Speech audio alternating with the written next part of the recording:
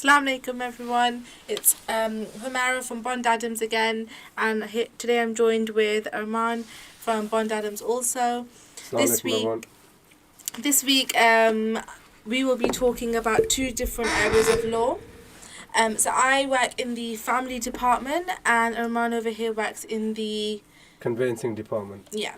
So maybe we can start off with Arman. Maybe let's talk about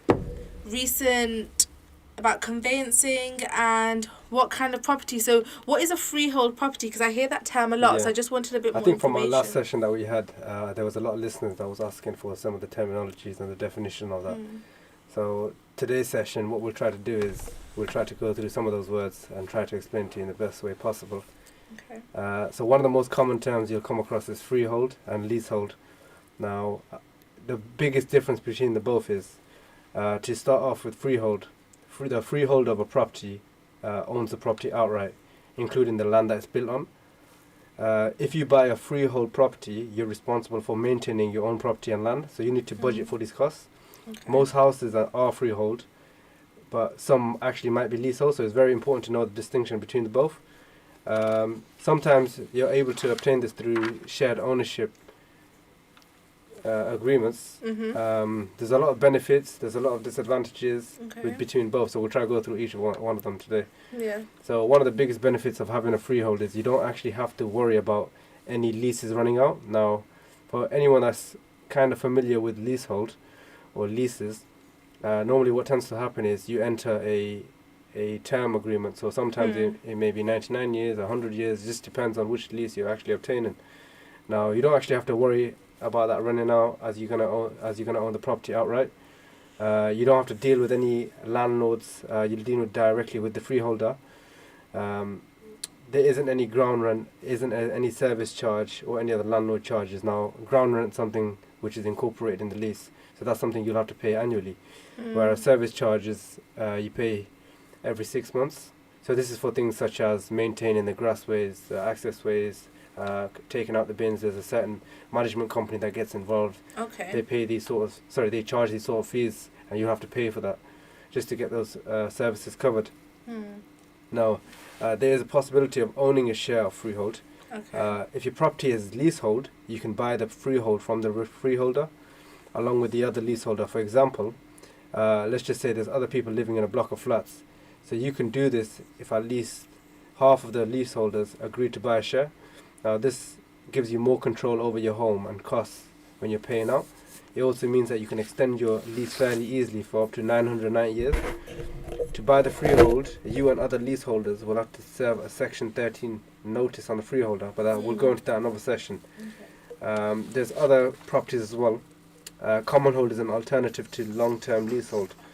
Owners of the properties that share a lease can form a commonhold association, which basically means that you can own the land, buildings and common areas, and you would be responsible for the management, maintenance, repair and servicing of them, like I mentioned earlier. Like a leasehold, owners are responsible for the individual flats or houses, but unlike leaseholds, there is no time limit for how long you can own the property. So that's one of the major advantages with a freehold as opposed to leasehold. With freehold, like I said, you outright own the property, whereas leasehold, you only own it for a certain period of years, and then you'll have to renew it again. Yeah. So let's talk about more of a leasehold now. With leasehold, you own the property, however, it's subject to the terms of the leasehold. So, like I mentioned earlier, this is the duration of the lease. So it could be 99 years, 990 years, 500 years. Entirely, that depends on what is on the lease itself. When the lease ends, the ownership returns to the freeholder.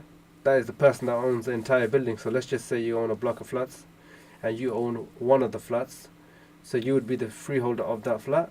However, for the entire block of flats, there would be a freeholder separate and freeholder.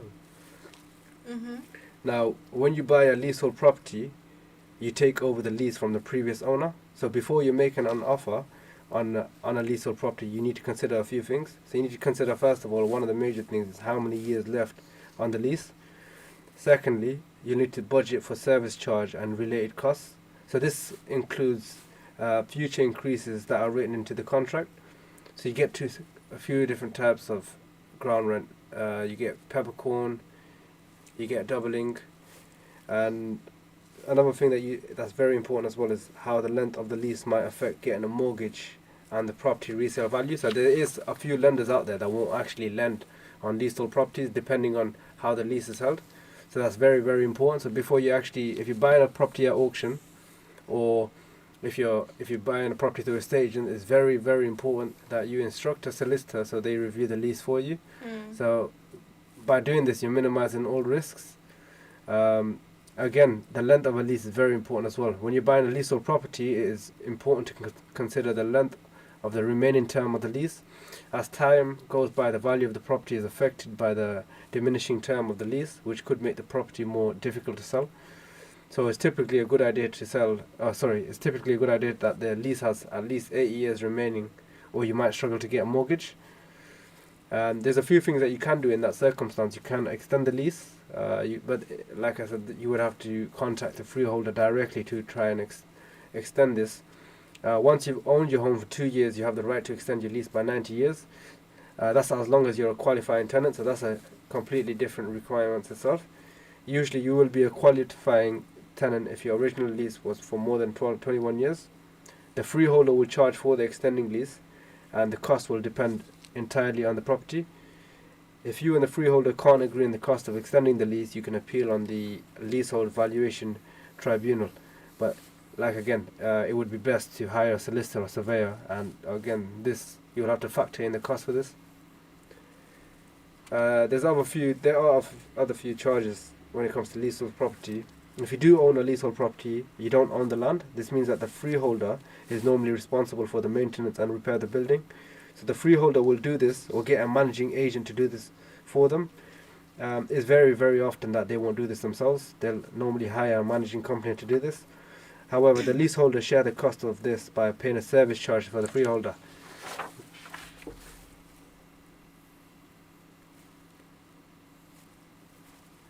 You might also be asked to pay into the sinking fund to help cover any unexpected maintenance work needed in the future.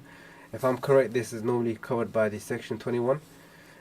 Again, if you're buying a leasehold property, it's very, very important that you request for the LPE1, that's the Leasehold Property Inquiries Form. In this section, it'll outline all the costs, so whether there's any ground rent payable, any service charge payable, if there's going to be any money going to be held on retention for any foreseeable constructions or any foreseeable works. That's about it really. Is there any other questions you had in regards to that? No, not really. I think that was majority of the questions that we got from our last session. Okay. If you have any other questions, then feel free to send them in on our Facebook page, Instagram, and then we'll look to maybe answer them in our next session. No problem. Someone's just messaged. They've got a question for you, Humara. Okay. Are there any recent updates in matrimonial law? There is actually, just recently, it has been in the works for, I'd say, about 5 years. I know it was, there's quite a few campaigners that were trying to get this law into force in England and Wales, but the government have now announced that on, I think it was February 27th, since then a new change has come into force for marriage law, and that law is that the legal age to get married has now increased from 16 to 18. Obviously before 16 years old you were allowed to get married, and now at 18 years old you have to get married, and it has to be with your and you won't need your parents' consent.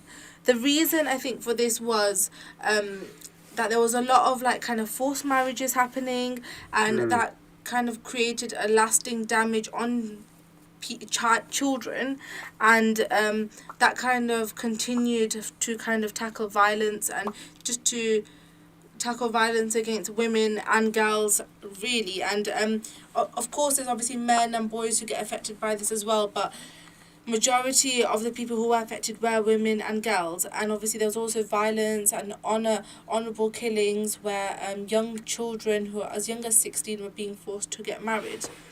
And if you are found guilty of arranging a child marriage, you can actually face up to 7 years in prison as well for it. So it is a recognisable offence. it's going to be 18, so it's going to be widely recognized as 18 years old. When someone becomes an adult, that's when they're able to gain full citizenship rights and they're able to marry. Obviously, manipulating children to marrying underage, anything under 18, and you'll rightly face the full force of the law, including prison time. And I think the main reason is because child marriage destroys lives and it kind of creates generational trauma. And through this legislation, I think they're trying to just protect millions of boys and girls over the coming years from this really horrible act where people are getting forced into marriage. So would you say it's very common then? Yeah, definitely. Yeah. I mean, we obviously, you hear about it in the news, but there's so much you don't hear about in the news as well. And it's something that is happening, unfortunately.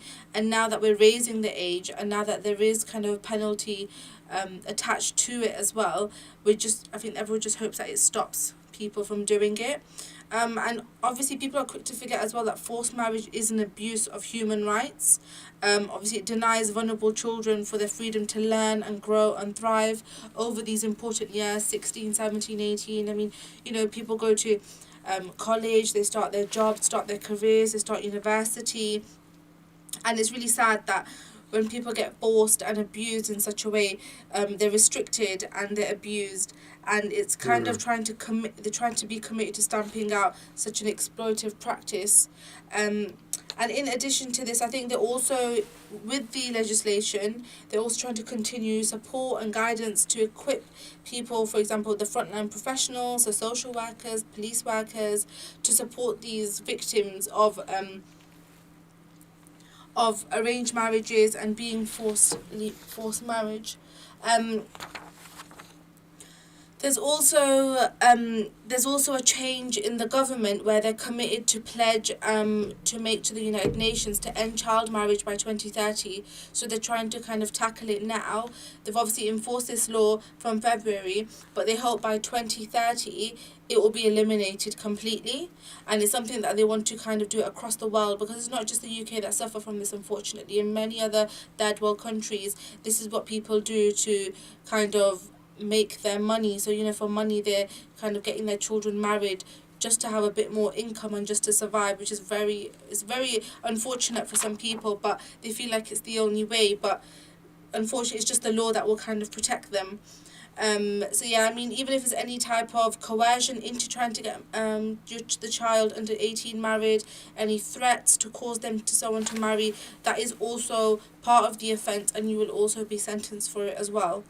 So anyone under the age of 18 is no longer to marry, and they won't need to prove that a form of coercion was used as well, and that's from that was a government statement. So I mean, it's obviously a recognisable offence. You can't even coerce as well as arrange it. And if you do, then there's no evidence required. You can just obviously be imprisoned for it. This also includes non-legally binding traditional ceremonies, which is obviously religious marriages. So whether obviously we have any kind in Islam, we have many other religious ceremonies. You can't, that's also considered as a marriage, and that's also not allowed in the UK.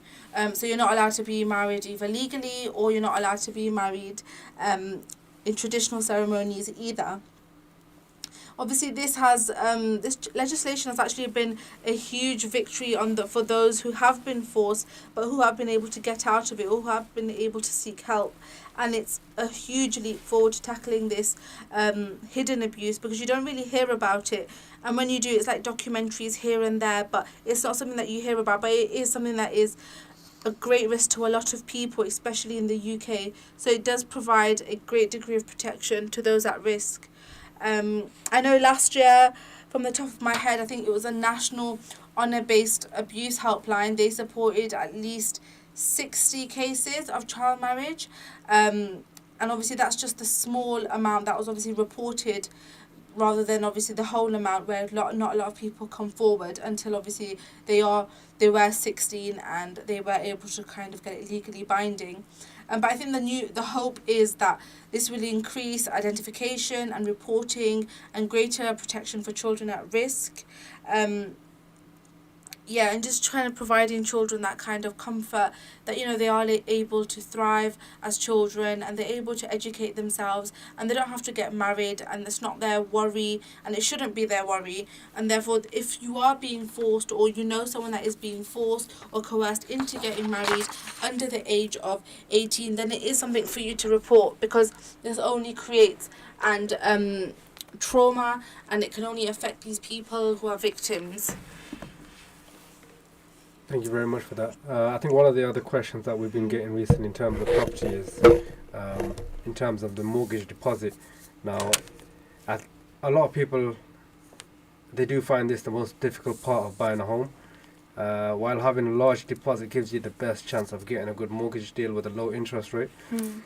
There's other options as well, such as Islamic finance, shared ownership, but we'll just talk about the basic one today. So the average first-time buyer puts roughly around 10 to 20% deposit on their first home, which could mean a potential £20,000 on a £100,000 property.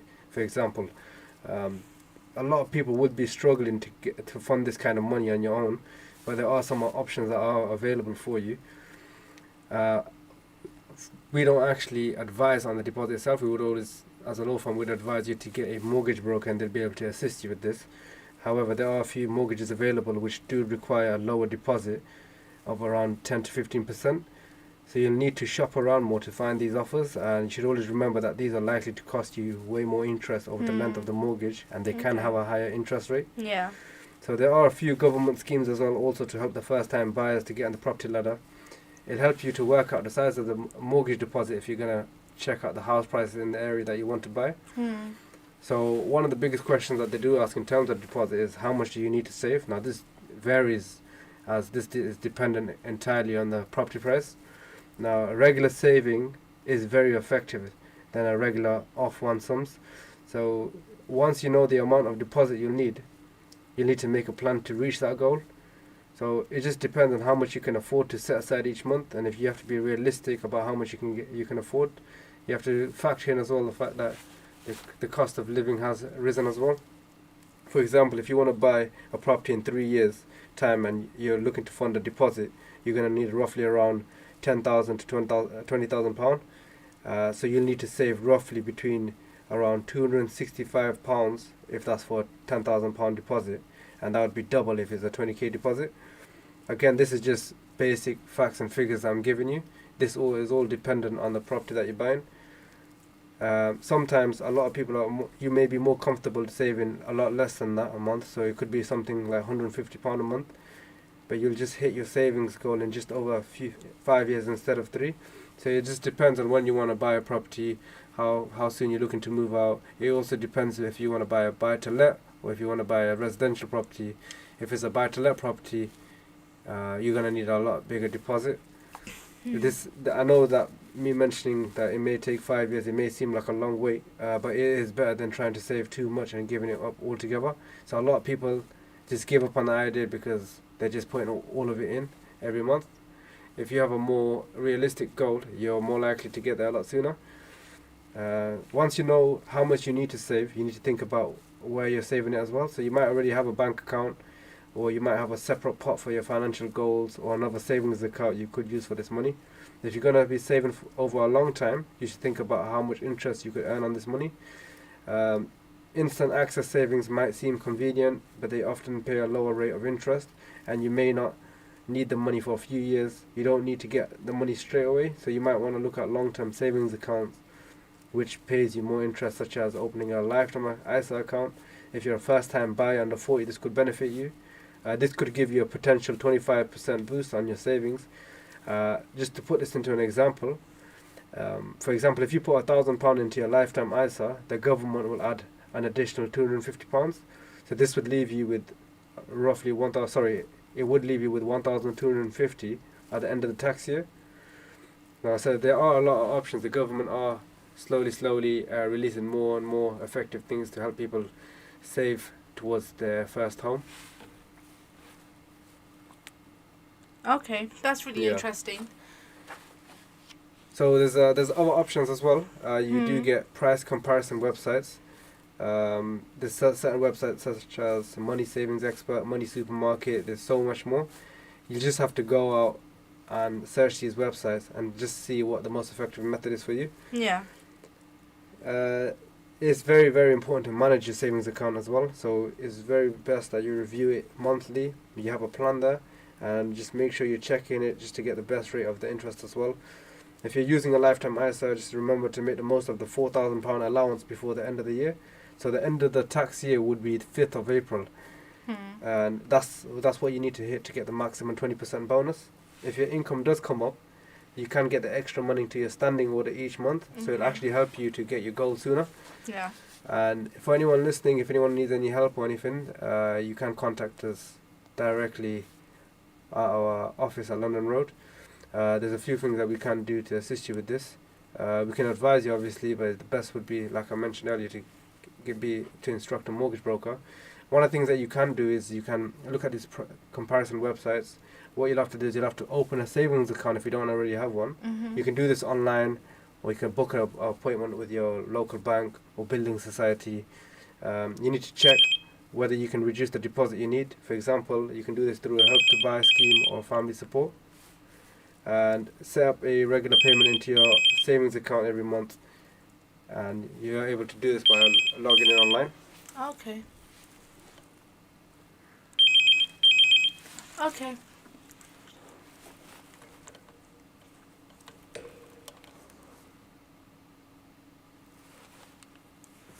Okay, that's really informative. Okay, so that's all from us today. It was really nice, obviously, speaking to you, Arman, today about some conveyancing and freehold properties and leasehold properties. If anyone does have any information, want any information, or they want to ask any questions, feel free to leave them on our social media pages. Alternatively, you can give us a 6-285-8080, and you can leave a question with our colleague Rachel, who will then forward it to the relevant team, and then we can look to answer that when we can get round to it. If we'll see you, hopefully we will speak to you all soon. Assalamu alaikum everyone. Assalamu alaikum.